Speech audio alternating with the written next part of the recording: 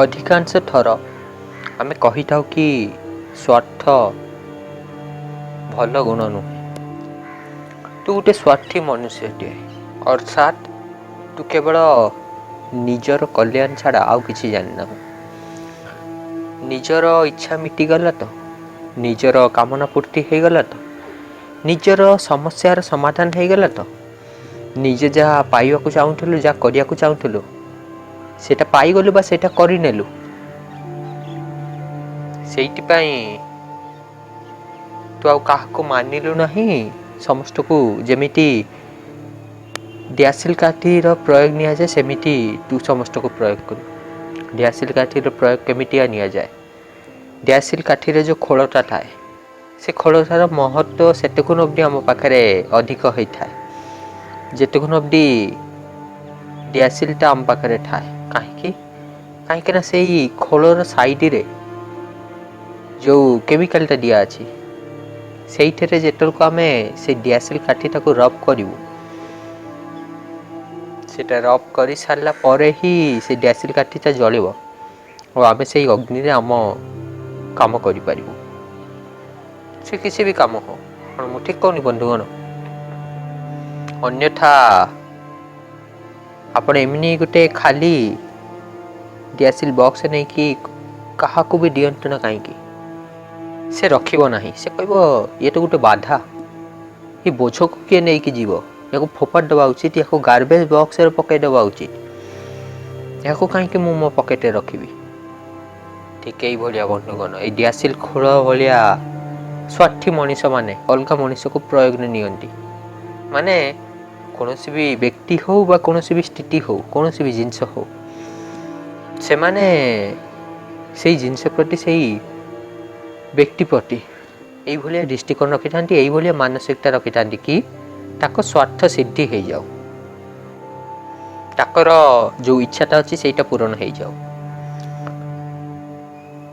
ଆଚ୍ଛା, ଏଇସବୁ କଥା ମୁଁ ଯେଉଁଟା କହୁଛି ସେଇଟା ପୁରାପୁରି ଠିକ୍।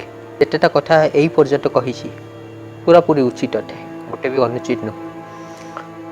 କିନ୍ତୁ କ'ଣ ବାସ୍ତବରେ ସ୍ୱାର୍ଥ ସଦା ସମୟ ପାଇଁ, ସବୁ ପରିସ୍ଥିତିରେ, ସବୁ ବ୍ୟକ୍ତିଙ୍କ ଦ୍ୱାରା କରାଯାଉଥିବା ସ୍ୱାର୍ଥ ଅନୁଚିତ ଅଟେ, ଅଧର୍ମ ଅଟେ, ଅନ୍ୟାୟ ଅଟେ, ଠିକ୍ ନୁହେଁ? କ'ଣ ଆପଣଙ୍କ ଏହା ପାଇଁ ଉତ୍ତର ହେବ? ବାସ୍ତବରେ ଯେମିତି ମୁଁ ପୂର୍ବରୁ କହିଛି ସେଇ କଥାଟା ପୁଣି ଦୋହରାଇବି। କ'ଣ? କୌଣସି ବି ଜିନିଷ, କୌଣସି ବି ନିର୍ଣ୍ଣୟ ସଦା ହିଁ ଉଚିତ ନୁହେଁ, ସଦା ହିଁ ଅମଙ୍ଗଳ ନୁହେଁ, ସଦା ହିଁ ଖରାପ ନୁହେଁ। ବାସ୍ତବରେ ଦେଶ କାଳ ପରିସ୍ଥିତି ତଥା ବ୍ୟକ୍ତିର ସମତା ଦେଖିକିନି, ଉଦ୍ଦେଶ୍ୟ ଦେଖିକିନି ନିର୍ଣ୍ଣୟ ନିଆଯାଇଥାଏ। ଉଦାହରଣ ସହିତ ବୁଝିବା। ଦେଖନ୍ତୁ, ଆମେ କାହାକୁ ମହାନ ମଣିଷ କହିଥାଉ ବା କାହାକୁ ଗୋଟେ ଶ୍ରେଷ୍ଠ ମଣିଷ କହିଥାଉ, ଯାହା ଜୀବନ କେବଳ ଗୋଟେ ବ୍ୟକ୍ତି ପାଇଁ ହେଇନଥିବ, ଗୋଟେ ପରିବାର ପାଇଁ ହେଇନଥିବ। ଅର୍ଥାତ୍ ସେ କେବଳ ତା ନିଜ ପାଇଁ ଜିଉନି କି ତା ନିଜ ପରିବାର ପାଇଁ ଜିଉ ନାହିଁ, ତା ଜୀବନରେ ସବୁ ମଣିଷର ଜୀବନ ସାମିଲ ଅଛି। ଅର୍ଥାତ୍ ସେ ଗୋଟେ ପରୋପକାରୀ ମଣିଷ, ସେ ଦେଶ ପାଇଁ ଜିଉଛି, ରାଷ୍ଟ୍ର ପାଇଁ ଜିଉଛି, ସମାଜ ପାଇଁ ଜିଉଛି। ଏହାକୁ ପରମାର୍ଥୀ ମଣିଷ କୁହନ୍ତି। ବାସ୍ତବରେ ସ୍ୱ ଅର୍ଥାତ୍ କ'ଣ? ସ୍ୱୟଂର ଅର୍ଥ। କିନ୍ତୁ ସେଇ ସ୍ୱରେ ଆପଣ କାହାକୁ ସମ୍ମିଳିତ କରୁଛନ୍ତି? କ'ଣ ସେଇ ସ୍ୱରେ କେବଳ ଆପଣ ଅଛନ୍ତି?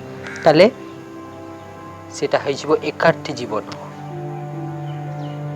ଅର୍ଥାତ୍ ସେଇଠି ସ୍ୱାର୍ଥଟା ହେଇଯିବ ଏକାର୍ଥୀ ଜୀବନ। ଯଦି ସେଇ ସ୍ୱରେ କେବଳ ପରିବାର ଅଛି ତାହେଲେ ପରିବାରଟି ଜୀବନ ହେଇଯିବ।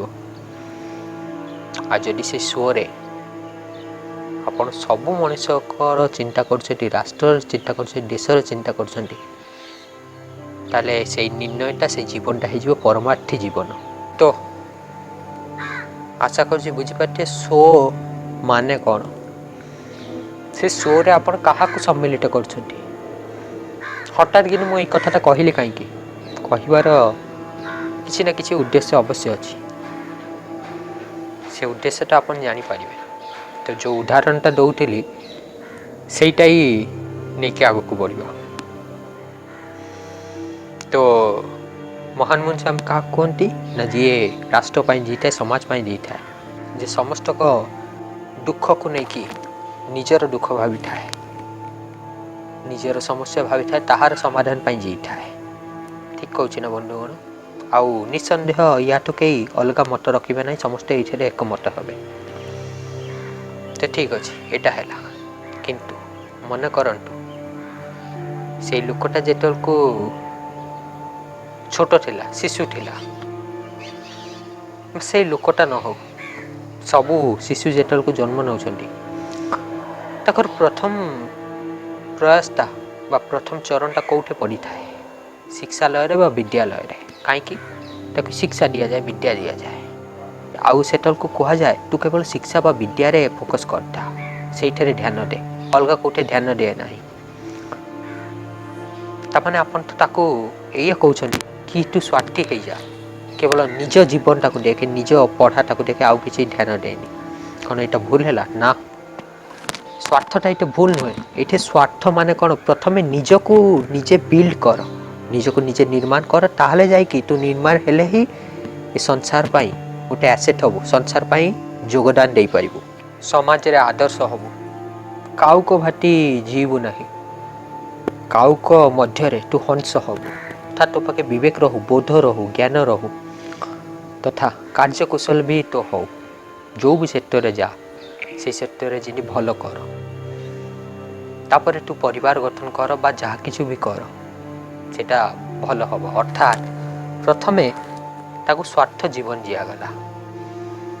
ପ୍ରଥମ ପ୍ରକ୍ରିୟାଟା ସ୍ୱାର୍ଥ ହେବାର ହିଁ ଥିଲା। କାହିଁକି ନା ସେଇ ସ୍ୱାର୍ଥଟା କ'ଣ ପାଇଁ ଥିଲା? ରାଷ୍ଟ୍ରର ମଙ୍ଗଳ ପାଇଁ। ସେଇ ସ୍ୱାର୍ଥରେ ସିଏ ତାକୁ ନିର୍ମାଣ କରୁଥିଲା। ସେ ନିଜେ ନିର୍ମାଣ ହେଲେ ହିଁ ତ ଦେଶ ପାଇଁ ଗୋଟେ ଆସେଟ୍ ହେଇପାରିବ। ଠିକ୍ ନା? ଅର୍ଥାତ୍ ଏଇଥିରୁ ଜାଣିପାରୁଥିବେ କି ସ୍ୱାର୍ଥଟା ସେଟା ଉଚିତ ଥିଲା, ସ୍ୱାର୍ଥଟା ସदैବ ଭୁଲ ନୁହେଁ। ବା ଏଇଆ କହିପାରନ୍ତି, ମନେ କରନ୍ତୁ ଗୋଟେ ପିଲାଟିଏ ଅଛି, ସିଏ ସମସ୍ତଙ୍କୁ ଛାଡ଼ି ଦେଇକି ନିଜ ପାଠପଢ଼ାରେ ଧ୍ୟାନ ଦେଲା, ସେଇଥିରେ ମଗ୍ନ ରହିଲା। କାହିଁକି? ସେଇ ସମୟଟା ହେଉଛି ତା ନିଜକୁ ନିର୍ମାଣ କରିବାରେ। ତାହେଲେ ସେଇଠି ଯେଉଁ ଲୋକଟା କହୁଛି ସିଏ କାହା କଥା ଚିନ୍ତନ କରୁନି, କାହା ସମସ୍ୟା ଦେଖୁନି, କ'ଣ ସେଇଟା ଠିକ୍? ନା, ସେ ସମୟଟା ହେଉଛି ନିର୍ମାଣ କରିବାର। ଆଉ ଗୋଟେ ସମୟ ଏମିତିଆ ଥାଏ ପ୍ରତ୍ୟେକ ମଣିଷ ଜୀବନରେ, ଯେଉଁ ସମୟରେ ନିଜକୁ ସ୍ୱାର୍ଥ ହେବାକୁ ହିଁ ପଡ଼େ। ସେ ସ୍ୱାର୍ଥ ବି କ'ଣ ପାଇଁ? ନା ରାଷ୍ଟ୍ରର ହିତକୁ ରଖିକି ସେ ସ୍ୱାର୍ଥଟା ହେଇଥାଏ। ଏତିକି ତମେ ସେ ସ୍ୱାର୍ଥରେ ନିଜକୁ ନିର୍ମାଣ କରିପାର, ଆଉ ସେଇ ନିର୍ମାଣ ହେଇଥିବା ମଣିଷଟା ରାଷ୍ଟ୍ର ପାଇଁ, ସମାଜ ପାଇଁ ଗୋଟେ ଆସେଟ୍ ହଉ, ଗୋଟେ ଲାଏବିଲିଟି ନ ହୋଇଯାଉ, ଗୋଟେ ବୋଝ, ଗୋଟେ ବାଧା ନ ହୋଇଯାଉ, ଗୋଟେ କଳଙ୍କ ନ ହୋଇଯାଉ। କ'ଣ ମୁଁ ଠିକ୍ କହୁନି ବନ୍ଧୁଗଣ? ଦ୍ୱିତୀୟତଃ,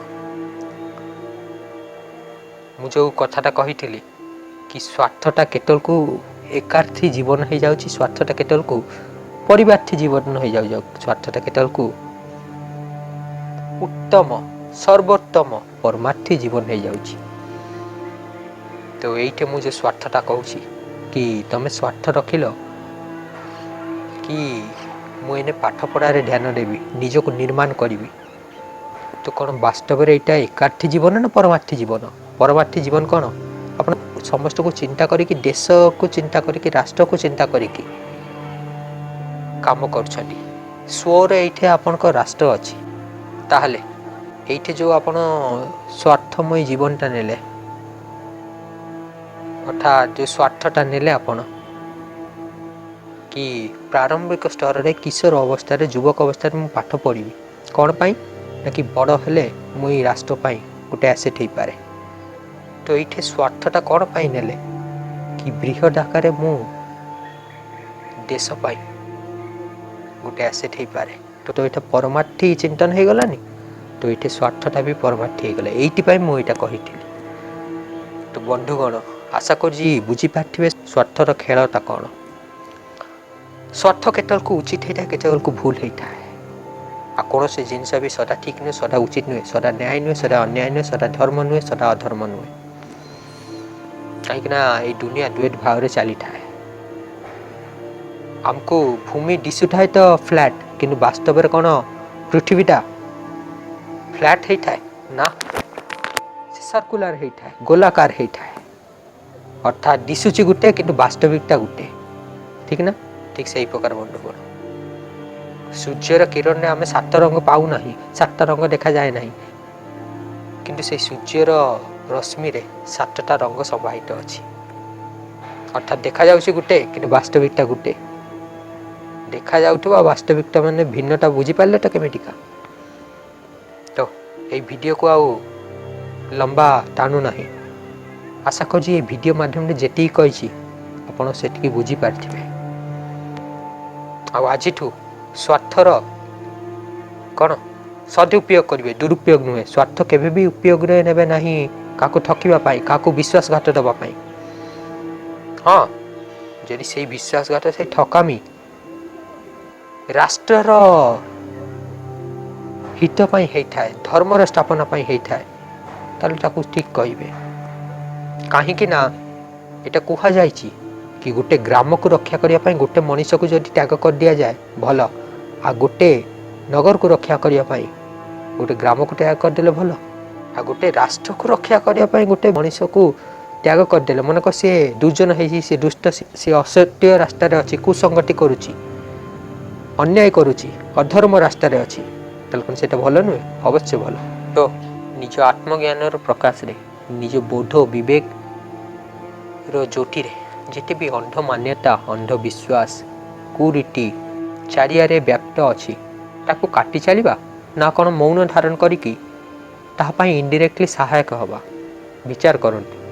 ନିଃସନ୍ଦେହ ଗୋଟେ ଭଲ ମଣିଷ, ଗୋଟେ ଶ୍ରେଷ୍ଠ ମଣିଷ କେବେ ବି ଏହା କହିବନି ମୁଁ ଏହାର ସହାୟକ ହେବି, ମୁଁ ଏହାକୁ ମିଟେଇ ଚାଲିବି। ଅର୍ଥାତ୍ ସତ୍ୟ ବଢ଼ିଲା ମାନେ ଅସତ୍ୟ ଘଟିଲା, ନ୍ୟାୟ ବଢ଼ିଲା ମାନେ ଅନ୍ୟାୟ ଘଟିଲା, ଧର୍ମ ବଢ଼ିଲା ଅର୍ଥାତ୍ ଅଧର୍ମରେ ପତନ ହେଲା, ଜ୍ଞାନର ବୃଦ୍ଧି ହେଲା ମାନେ ଅଜ୍ଞାନର